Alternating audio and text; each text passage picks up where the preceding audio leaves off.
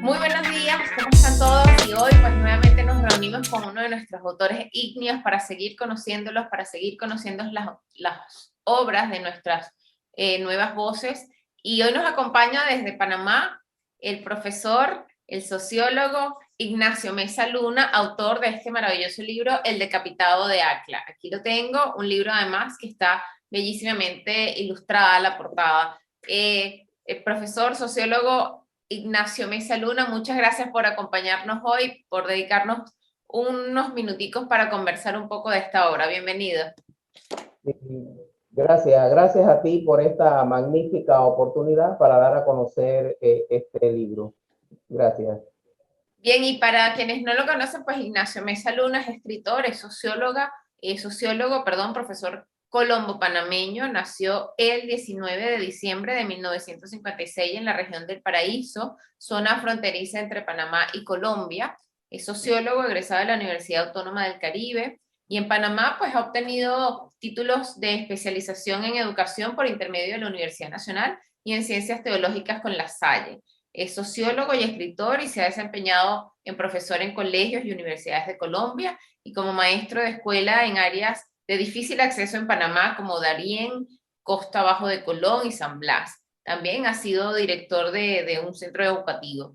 Esta no es su primera obra, entre sus obras se encuentran también Desde las entrañas del paraíso, El decapitado de Acla, El náufrago más famoso del mundo, El gallero que le disputó un alma al diablo, perdón, La patria desangrada, La bruja cautiva, Sí hay mal que dure 100 años y cuerpo que lo resista, y El aullido de los lobos de Aspinwall. Hoy pues estamos con él para presentar este libro y pues quiero que sea él que nos hable de esta novela, una novela histórica, y vamos a estar conversando un poco más sobre esta obra, pero quisiera que sea su propio autor quien nos cuente de qué se trata El decapitado de Acla. Sí, realmente gracias por la presentación. El interés de este libro, por escribir un libro con esa temática, surge a raíz de un compañero, un amigo, señor Luis Wong, con el que hacemos intercambio de libros constantemente y tenemos tertulia. Un día él me presentó un libro que dice Santa María la del Diablo, así se llamaba ese libro, muy interesante, y yo le manifesté a mi amigo ese deseo por escribir un libro con este tema. Y él se dio a la tarea precisamente de conseguir toda la bibliografía habida y por haber. De hecho, él es la persona que escribe el prólogo del libro. Y de esta manera, pues pudimos recopilar información que está, diría yo, que no aparece en los libros de texto cuando nos estábamos en la escuela, sino que habían detalles más profundos, más íntimos, si se quiere, y ese fue lo que hicimos en esta obra, llevarla para un mejor entendimiento, una mejor comprensión, fácil de digerir por el lector en el estilo de novela, en el género literario de novela. Y así nació El decapitado de Acla. Y tengo que decirte que este área en donde se desarrollaron los eventos hace 500 años, yo he tenido la magnífica oportunidad de recorrerlo. Incluso nazco, sí, yo nací en ese entorno, como fue el Golfo de Urabá, donde empieza todo, la comarca de San Blas, que todavía es habitada por los indígenas. Entonces me relacioné mucho con ese medio y al tener la información requerida, pues las cosas se me hicieron un poquito más fáciles para escribir el libro. Bien, esta obra, señor Ignacio, cuenta pues la historia de Vasco Núñez de Balboa, ¿no? Es la historia de un conquistador, eh, pero quisiera preguntarle, si bien nos está diciendo que la motivación, digamos, vino a raíz de la lectura de otros libros y de la historia que usted encontró en este personaje, pero me gustaría saber qué fue particularmente lo que le llamó a usted la atención de este personaje histórico, Vasco Núñez de Balboa, para relatar una historia y contar completamente la vida de este conquistador español. Me llamó mucho la atención la manera como él llega. Es una forma aventurera, si se quiere. Su primer viaje a América, él lo hace con Rodrigo Galván de Bastida en la Santa María de la Gracia. Él quedó impresionado por la belleza del Nuevo Mundo. Sin embargo, Rodrigo Galván de Bastida sufre en esa primera expedición a América un naufragio, inclusive tuvo problemas legales y esto hace que lo envíen preso a España. Sin embargo, Vasco Núñez de Balboa era un marino de poca monta, por lo cual las autoridades no le prestaron mucha atención y él se queda en la Española. Balboa se ve en unas condiciones apremiantes en la isla de la Española después del naufragio sufrido en la embarcación de Rodrigo Galván de Bastida. Él se queda en la Española, se dedica a criar puercos, cerdos, pero siempre tiene la ilusión de volver acá a lo que es, le llamaban en ese momento tierra firme, que era un espacio comprendido entre en el Cabo de la Vela en Colombia y el Cabo Gracias a Dios en Honduras. Él, ¿cómo logra salir de la Española? En un barril. En un barril, él logra salir en la expedición de Martín Fernández de Enciso. Incluso Enciso estuvo a punto de arrojarlo al mar o de dejarlo en una isla abandonada, pero los amigos convencieron a Enciso de que, oiga, este hombre conoce de armas, porque inclusive Vasco Núñez de Balboa manejaba muy bien la espada. Y tenía un perro bastante amaestrado, por lo tanto los compañeros consideraron que era una pieza muy valiosa hacia el lugar a donde se iba. Lograron convencerlo entonces de que, en este caso a Martín Fernández de Enciso, lo lograron convencer de que lo dejara. Entonces ahí empieza todo ese aspecto tan interesante de Vasco Núñez de Balboa, que cuando uno empieza a leer estos libros que se refieren a él, lo ve que es una vida de aventurero, una vida de mucho interés, de muchas vicisitudes, de fracasos, de éxito, y todo esto fue llenando las expectativas como escritor que lograron finalmente que se consolidara en el libro que estamos presentando. Y este libro, ¿por qué considera, señor Ignacio, que es importante que lo lean las personas? ¿A quién está dirigido principalmente esta historia? Bueno, es una historia que está dirigida a todo público. Yo lo considero que está dirigida a todo público porque las generaciones que tenemos ahora en el siglo XXI podrían hacer una retrospección a través de este libro y conocer lo que ocurrió hace 500 años atrás. Y para las personas que no sean, digamos, escolares, le ayuda a recordar todos estos episodios que se vivieron en el descubrimiento y la conquista de América, pero no como un libro histórico en sí, sino como una novela basado en muchos aspectos reales, aspectos que se vivieron. La relación de amor que se da entre un español y se da en una india, una indígena, Anayansi, que puede considerarse el primer mestizaje que se da en tierra firme.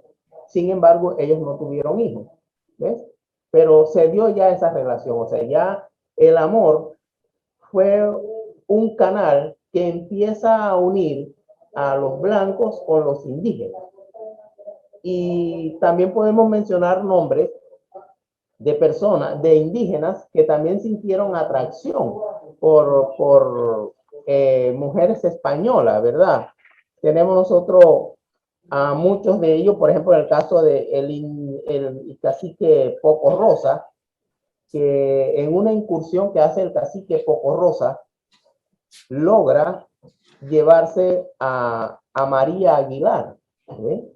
Se lleva a María Aguilar le perdona la vida porque él la quería tener como mujer. Desafortunadamente, María Aguilar tuvo un final muy trágico. ¿Por qué? Porque Yuna, una de las esposas de Poco Rosa, siente mucho celo. Le dice a María Aguilar que ella la va a ayudar a escapar. María Aguilar quería, lógico, salir de allí. Se deja convencer por Yuna. Yuna la lleva hasta un río y en el río la asesina. ¿Ve? Y luego Poco Rosa envía la ropa de ella argumentando de que la española muere ahogada. O sea, ahí hay tantos detalles interesantes que nosotros conseguimos que yo creo que sí, hombre, sirve para, primero, entretener al lector, ¿ves?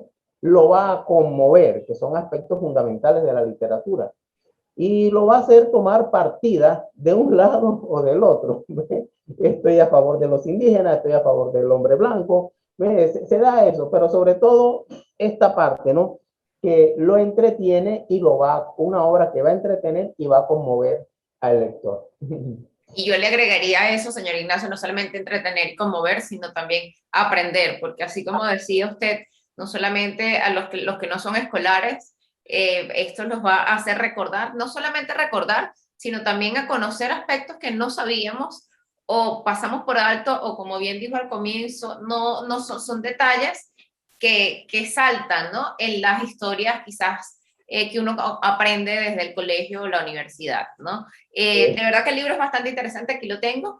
Le pregunto, estaba comentando, señor Ignacio, que gracias a su amigo, quien fue el que lo ayudó a trabajar en este proceso, le encontró una bibliografía enorme con la que pudo realizar esta obra, pero para adentrarnos un poquito más allá de eso, fue muy complicado luego de recibir toda esa bibliografía, hacer la selección, ¿cómo fue ese proceso de investigación para ya presentar esta historia novelada? Mire, para las personas, en el caso mío, un sociólogo que nos dedicamos mucho a la investigación, eh, también el ejercicio de la literatura, de leer y de escribir, se le presenta a uno como especie de un rompecabezas. Un rompecabezas que en primera instancia a veces no sabemos ni por dónde empezar. Te cuento algo. Yo a veces, los primeros escritos de este libro, intenté partir de la muerte de la reina Isabel. Y después, como te digo, como un rompecabezas, pero los elementos van surgiendo y lo vamos armando, lo vamos armando, lo vamos armando, hasta que ya empieza a tomar forma y sabemos cuál es el principio, cuál es el centro y cuál es el final. Yo creo que esa es una habilidad que tenemos los escritores. Se nos facilitan estas cosas, ¿ves? Porque no es que es tan fácil tampoco. Tenemos dentro de nosotros ese tipo de inteligencia, de armar estos rompecabezas con historias, con sucesos que han acaecido a ciertos personajes.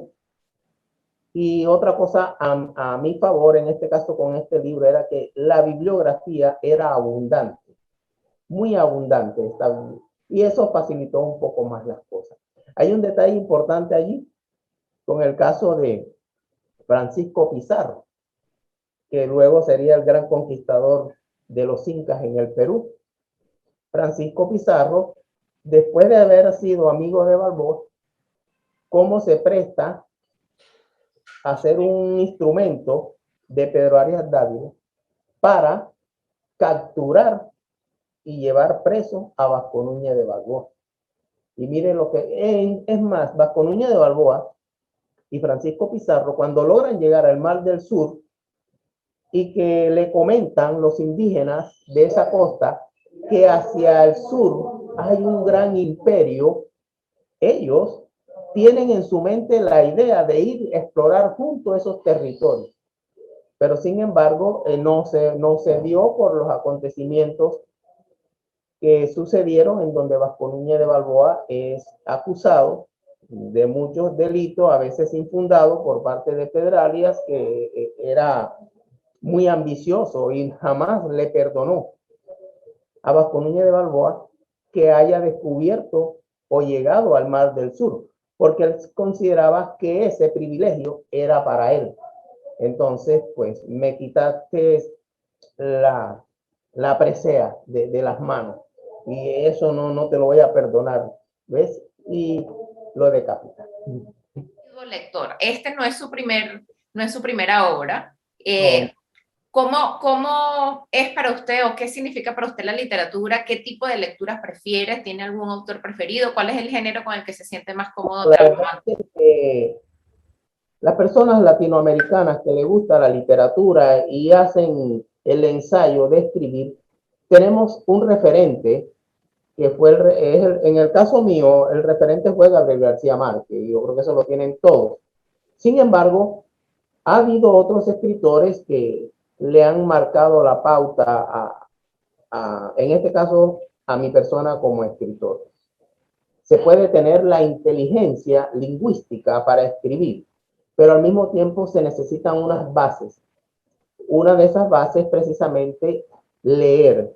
Leer, pero no con el ánimo de imitar a la persona que lee, sino como que esta persona te inspire a lograr tu sueño.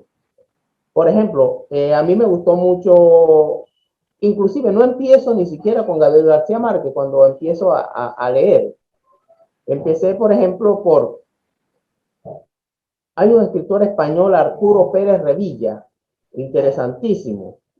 Hay otra escritora, Julia Navarro, eh, Macea de la Torre, Francisco Gallardo. Esos son bastante nuevos. Pero también hay otro como José Eustacio Rivera, un colombiano, Fernando Soto Aparicio, otro colombiano, Juan Rulfo, y todas estas, la gama es grande. Cuando ya nosotros leemos a estos escritores y tenemos la creatividad, la imaginación para escribir, ahí se prende la chispa. Es como el niño cuando empieza a caminar. Cuando nosotros empezamos a leer estos autores, se le van creando nuevas expectativas con respecto a la literatura. Lo que tiene que hacer uno es no imitarlo, no, porque si tú lo imitas, estarías perdiendo tu propia autenticidad literaria. Entonces, tómalo como referencia de inspiración. ¿Sí? Y cuando lo trabajas así, entonces ya estás creando tu propio estilo. Eso es lo que nosotros hacemos. En el caso mío, por ejemplo, Arturo Pérez Revilla, Julia Navarro, Macea de la Torre, Francisco Gallardo, García Márquez, José Eustacio Rivera, Soto Aparicio y tantos otros, tantos otros. ¿Ves? No podemos copiar el estilo de todos, pero ellos sí nos van dando como unas pautas, unas guías, y es como un caer y levantarse, ensayo, error, hasta que ya uno logra consolidar el libro. Y aún así, yo cuando mandé el libro a la editorial, le decía a la persona que me atendió, cuando ella se hizo la corrección de estilo, le dije, a ella lo tomó en forma jocosa, pero yo lo dije con mucha preocupación, no sé escribir. Así fue. Rescato, señor Ignacio, de lo que está comentando y algo que nosotros promovemos mucho desde la editorial es el tema de las nuevas voces, como la llamamos nosotros. Habla usted que no solamente, que obviamente uno pues enriquece la lectura y su pluma en la medida que lea pues digamos a los grandes de la literatura, pero también es importante empezar a leer a estos nuevos autores noveles que son bastante talentosos. ¿Qué invitación le hace usted a las personas a que se atrevan precisamente a leer, como las llamamos nosotros en Grupo Ignio, a las nuevas voces? Hombre, es interesante que se lean las nuevas voces porque la literatura es un testimonio, es como la memoria de la humanidad, la memoria de la sociedad. Entonces, si nosotros leemos estas nuevas voces, estaremos en un mundo bastante contextualizado, en un mundo real, ¿ves? Que nos permite a nosotros, con la realidad actual que emiten estas plumas, tener una proyección de cómo va a ser el mañana, porque ese es el papel del escritor. Le decía que el escritor tiene esa responsabilidad sobre sus hombros, ¿ves? Dejar ese testimonio para que las futuras generaciones puedan conocer lo que ocurrió ayer y tener una mejor perspectiva para dar el paso del mañana hacia el futuro. ¿Ve? ¿En dónde nos miramos para saber qué error pudo haber cometido X o Y sociedad?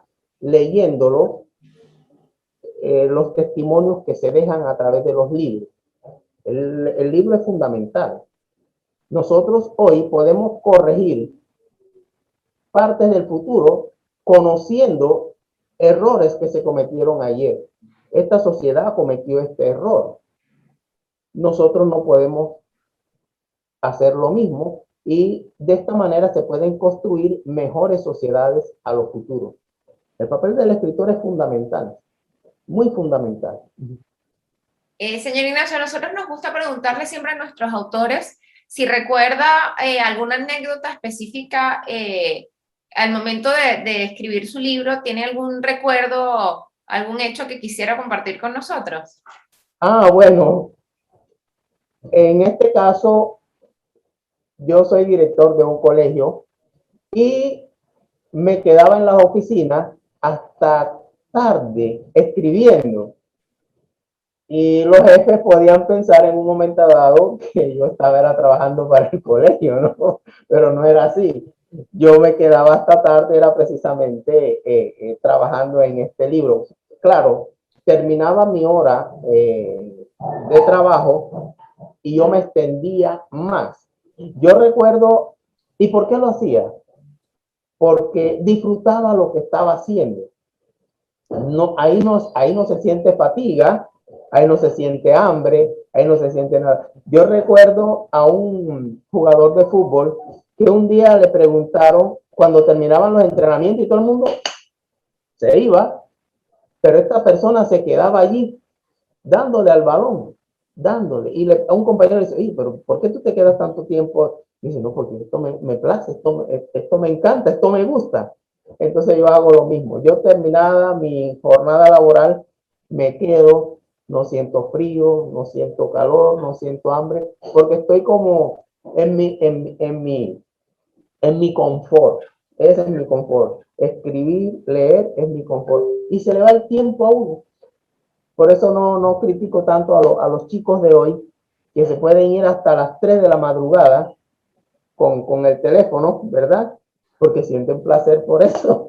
Yo sentía placer siento placer cuando escribo y no le presto atención al tiempo. Cuando me doy cuenta, no sé ni qué hora es, pero estoy contento porque lo que hago me hace feliz. Y como dicen, cuando uno hace lo que le gusta, ¿verdad? Pues eso ya no es un trabajo, sino es placer. Sí, así es, así es. Así que, bueno, la invitación a todos es pues a que lean este libro, El Decapitado de Acla. Recuerden que lo pueden conseguir en todas sus versiones, tanto física como digital, a través de nuestras plataformas, a través de nuestros correos electrónicos. Y señor Ignacio, pues me gustaría que haga usted una invitación a todas las personas a leer este libro.